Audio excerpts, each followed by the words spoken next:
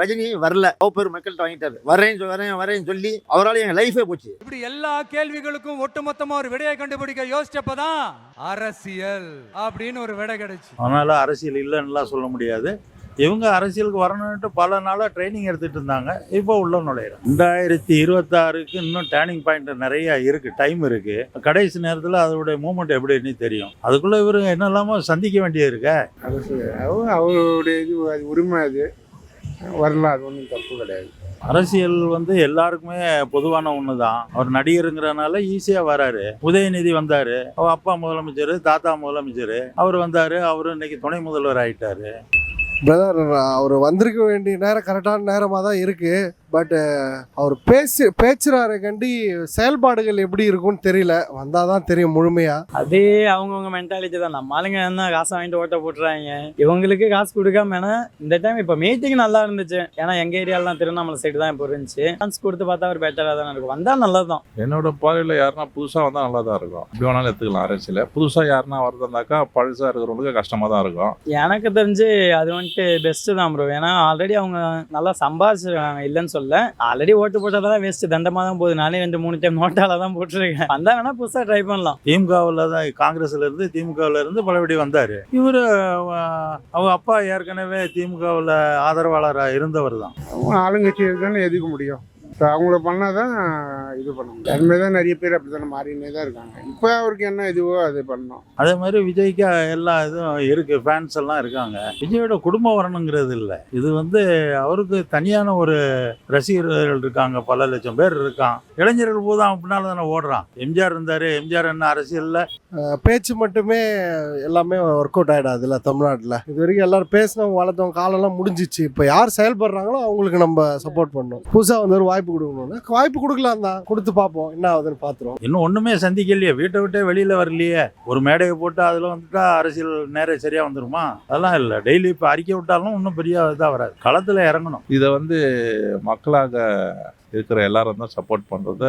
புதுசாக வரணும்னு எதிர்பார்த்தா புதுசாக வரலாம். இல்லை பழைய ஆளே தான் இருக்கணும்னு சொன்னால் பழைய ஆளே தான் இருக்கலாம். கண்டிப்பாக அது பெருமைத்துக்க விஷயம்தான். காம்படிஷன் தான் ஒரு நம்ம தமிழ்நாட்டுக்கு காம்படிஷன் எல்லாமே இருந்தது. இப்போ காம்படிஷன் வந்திருக்கு, பெருமைத்தக்க விஷயம். வர மக்கள் ரொம்ப வர இருக்கிறோம். மக்கள் விரோத ஆட்சியை திராவிட மாடல் ஆட்சின்னு சொல்லி மக்களே ஏமாத்துறீங்க.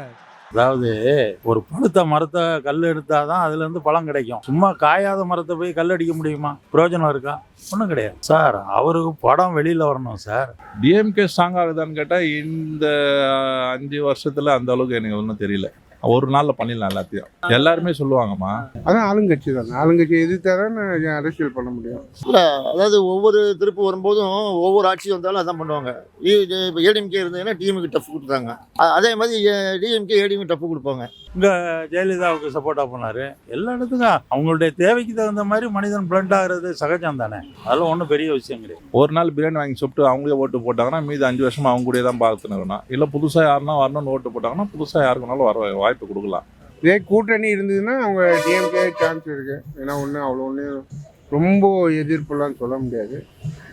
பட் இவங்க கூட்டணி, இவங்க எதனா கூட்டணி போட்டாங்கன்னா நல்லாயிருக்கும். ஏதாவது பிஜேபி, டிடிஎம்கே இவங்க கூட்டணினா கொஞ்சம் டஃப் இருக்கும். இப்போது விசிகா பொறுத்தளவில் இப்போ அவங்க கட்சி இப்போ டிஎம்கே கூட பார்ட்னர்ஷிப்பில் டைப்பில் இருக்குது. அப்படிங்கிற அவன் ஃபுல்லாக டிஎம்கேக்கு தான் சப்போர்ட் பண்ணுவான். படம் வெளியில் வர்றதுக்காக திமுக காரங்கிட்ட நிறைய தேட்டர் இருக்குது. அவங்க படத்தை ரிலீஸ் பண்ணோன்னா அதனால் அவங்ககிட்ட பிளண்ட் ஆனார். ஏன் ஒரு தடவை தயாநிதி மாறனை டெல்லியில் போய் பார்த்தாரு, பிளண்ட் ஆனாங்க. அடுத்தாப்புல பிஜேபிக்கு சப்போர்ட்டாக போனார். டிவிகேக்கு சப்போர்ட் பண்ண சான்ஸ் இருக்காது. இப்போ ஜென்ரேஷன் எல்லாமே சொந்தமாக டிசைட் பண்ணுறதான் ஐடியாஸ் தான் அவங்க தான் கிரியேட் பண்ணிக்கிறாங்க. அவங்களுக்கு தெரியுது இல்லை நாட்டில் என்ன நடக்குது எல்லாமே. உங்களுக்கு சம்பாதிக்கணும்னு ஆசை இல்லை. இப்போ அது என்னன்னு தெரியல. ஒருவேளை சினிமா வியாபார தகராறா? இப்போ என்னன்னு தெரியல. ஒருவேளை உதயநிதி பொறுப்பெடுத்ததுல இருந்து இவருக்கு ஏதோ சினிமா தகராறா என்னன்னு தெரியல. அதுல இருந்து இப்படி பேசிட்டு இருக்காரு. இப்போ உங்களுக்கு ஏடிஎம்கேங்கிற ஒரு கட்சி இல்லை, காணாம போயிடுச்சு. அதனால இப்போ அதுக்கு நேர் நிகர் கட்சி வேற இல்லை. ரெண்டாவது மக்களும் ஆசைப்படுறாங்க, எல்லாரையும் பார்த்து. எல்லாம் ஃப்ராடு வேலை தான் அப்படின்னு தான். இப்போ அதான் சொல்றேன். இப்போ ஒரு சிலருக்கும் ஒரு கட்சிக்கும் ஒரு டிமாண்ட் இருக்கும். இப்போ இவங்க வந்தால் அவங்க அடி வாங்குவோம்ல, அதுக்கு அவங்களுக்கு ஒரு பயம் இருக்கும்ல. என்னதான் இருந்தாலும் செல்ஃபா சொந்தமாக தான் யோசிப்பாங்க. நானாக இருந்தாலும் அப்படிதான். அது எல்லாருமே இப்போ அவங்க கட்சிக்கு அவங்க ஒரு பெனிஃபிட், அவ்வளோதான். அண்மை நிகழ்வின் பேச்சு கட்சியின் நன்மதிப்புக்கும் தலைமையின் நம்பகத்தன்மைக்கும் எதிராக அமைந்திருந்த சூழலில்தான் கட்சியின் முன்னணி தலைவர்கள் கலந்தாய்வு செய்து 6 மாத காலத்திற்கு அவரை இடைநீக்கம் செய்திருக்கிறோம். இது அவங்க கட்சியுடைய நடவடிக்கை என்ன, மற்றபடி இதில் நம்ம இன்னொரு கட்சியுடைய இதை பற்றி நம்ம சொல்லக்கூடாது. திருமாவளவன் என்னை கேட்டு தான் போனார் அப்படின்னா 6 மாதம் சஸ்பெண்ட் தானே. டிஎம்கேவுடைய இது கொஞ்சம் ப்ரெஷர் இருக்கும். சொந்த விருப்பம் தான் அவர் முதல்ல பண்ணுவாருன்னு நான் நினைச்சேன். ஆனா இப்ப பண்ணிருக்காரு. அவரு இன்னைக்கு இப்ப விளக்கம் கூட கொடுத்திருக்காரு ஒரு மணி நேரத்துக்கு முன்னாடி கூட. மன்னர் ஆட்சியை ஒழிக்கணும், ஒரு குடும்பத்து ஆட்சியை ஒழிக்கணும் அப்படின்னாரு. அவருடைய எண்ணங்கள் நல்ல நீண்ட கால தொலைநோக்கு பார்வை வரவேற்கத்தக்கது தான். கட்சிகள்னு எல்லாமே அப்படிதான் இருக்காங்க. யாரும் ஒன்றும் இதுவும் இல்லை. எல்லாமே இந்த மாதிரி அதுக்கு எதுவும் திமுக அழுத்தம் எதுவும் தெரிவிக்கலான்ட்டு அவரோட சுயமொழி தான். அப்படின்னு கட்சியில இருந்துட்டு தலைவர் மீறி பேசினா அது எப்படிங்க? ஒரே ஆள்கள் குடும்பம் ஆளணும் அப்படிங்கிறது கிடையாது. மக்கள் ஓட்டு போடுறாங்க, சகஜம். அது எல்லாருக்கும் வாய்ப்பு கிடைக்கும். வாய்ப்புகளை மற்றவங்களும் பரவலாக பயன்படுத்தணும், அவங்களும் முன்னேறி வரணும். சார், டிஎம்கே எல்லாரையும் எதுக்குறாங்கன்னா திமுகவை திராவிட கட்சி அப்படின்ட்டு சொல்லி இது பண்ணிட்டு இருந்தாங்க. இப்போ அது திராவிட மாடல் கட்சி ஆகி போச்சு. மாடல் வேற, திராவிடங்கிறது வேற. மாடல்னா மாதிரி தான், அது கிடையாது இல்லையா? அதனால அவங்களுடைய இது எல்லாமே போலி தோற்றம் ஆகி போச்சு, போலி விளம்பரங்கள் ஆகி போச்சு. ஏன்னா விளம்பரத்திலே வளர்ந்தவங்க அவங்க. அப்படிங்கிற அவர் நல்லா ஆல்ரெடி இப்போ டிஜிபியாக இருந்தாங்கன்னு நினைக்கிறேன் சம்திங் அப்படிங்கிற அவருக்கு ஒரு நல்ல எக்ஸ்பீரியன்ஸும் இருக்கு, அரசியல்லையும் நல்ல எக்ஸ்பீரியன்ஸ் இருக்கு. அப்போ கொஞ்சம் சப்போர்ட், அரசியல்லையும் நல்ல எக்ஸ்பீரியன்ஸ் இருக்கு. அப்போ கொஞ்சம் சப்போர்ட் பண்ண நல்ல சான்சஸ் இருக்கும். இப்போ ஜெயிக்கணும்னு வராரு இல்லை, வரணும்னு வின் பண்ணணும்னு வராரு. பட் அதுக்கு இது பண்ணணும்ல. அது இல்லாமல் இன்னும் ஆளுங்கள்லாம் எதுவுமே பண்ணலை. அதாவது ஒரு பூத்துக்கு ஆள் வேணும், இதெல்லாம் பண்ணணும் இருக்குங்களா. அதில் பூத்துக்குன்னு ஆள் வேணும். அதெல்லாம் இப்பயே ரெடி பண்ணணும். 2 வருஷத்துக்கு முன்னாடி ரெடி பண்ணாதான். அதெல்லாம் அது ஒரு 10 லட்சம் வந்துருக்கு ஓகேன்னா கூட 10 லட்சம்ன்றது ஓட்டு வருமா? இப்போ ஒரு இதுக்கு போடுறாங்கன்னா எல்லாருமே அப்படிதாம்மா. வாய்ப்பு கொடுத்தா தானே தெரியும் அவர் என்ன பண்றாருன்றது. விஜய்னு இல்லை, யார் வந்தாலுமே புதுசா யாருன்னா வராங்களாம், வாய்ப்பு கொடுத்தா தான் தெரியும் அவங்க என்ன பண்ண போறாங்கன்றது. வாய்ப்பு கொடுக்காதே அவர் பண்ணிடுவாரு, எல்லாம் செய்ய மாட்டாரு அப்படின்றத எதை வச்சு நம்ம சொல்ல முடியும்? வாய்ப்பு கொடுப்போம், சரி நல்லதா செய்வார்னு எதிர்பார்ப்போம். நம்பிக்கை தானே வாழ்க்கை, நம்பிக்கையே வாய்க்கா அழுவோம். அதுல இல்லை இன்னும் அவர் எதுவும் பண்ணல. இல்லை இது ஆட்சிக்கு இல்லை. இப்போ சும்மா ஒரு 10th பசங்களுக்கு +2 பண்ண அது எல்லாம் காலகாலமாக நிறைய எல்லாரும் தான் கொடுத்துட்டு இருக்காங்க. பட் ஏதோ ஒரு ப்ராப்ளத்துக்கு நிற்கணும்ல. ரோட்டில் நின்னா தானே அதோடய தெரியும். இப்போ இந்த மழை, அங்கே தண்ணி வெள்ளம் எல்லாம் இருந்தது, போய் பார்த்துருக்கணும்ல. போலியே. ரெண்டாவது விஷயம், பிஜேபியை பொறுத்தளவுல தமிழ்நாட்டில் இப்போ அவங்க இது வந்தா கூட நல்லா சப்போர்ட் பண்ண சான்சஸ் இருக்கு. ஏன்னா மற்ற கட்சியை பொறுத்தளவுல அவங்களுக்கு கொஞ்சம் எஜுகேஷன் நல்லா அதிகம் தான். உண்மையா சொன்னா மற்ற கட்சியில உள்ளவங்க எல்லாம் சும்மா நார்மல் மிட் ரேஞ்சில இருந்து போறவங்க தானே. 3 பேரா சண்டை போட்டுங்கிறாங்க ஏடிஎம்கேல. இவர் என்ன சொல்றாரு பாப்போம். அண்ணன் 8% நிக்கிறாருங்க. அடுத்து அண்ணன் வந்தா சந்தோஷம் தான் பேசுறாரு.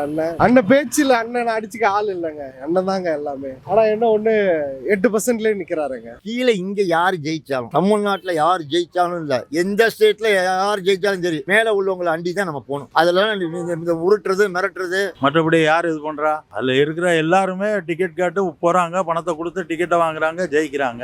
ஏன் மற்ற கட்சியில பணத்தை கொடுத்தா டிக்கெட் இது பண்றான்? அவங்களுக்கு ஜெயிக்கிறதுக்கு ஒரு வாய்ப்பு இருக்கு, வந்தாச்சுன்னா எல்லாரும் நல்லா சம்பாத்தியம் பண்ணலான்ட்டு போறான். அவ்வளவுதான். இது ஒன்றும் பெரிய விஷயமே கிடையாது. ஒரு 3 கோடி ரூபாய் 3 கோடி பேர் ஓட்டு போடுறாங்கன்னு வச்சுங்க.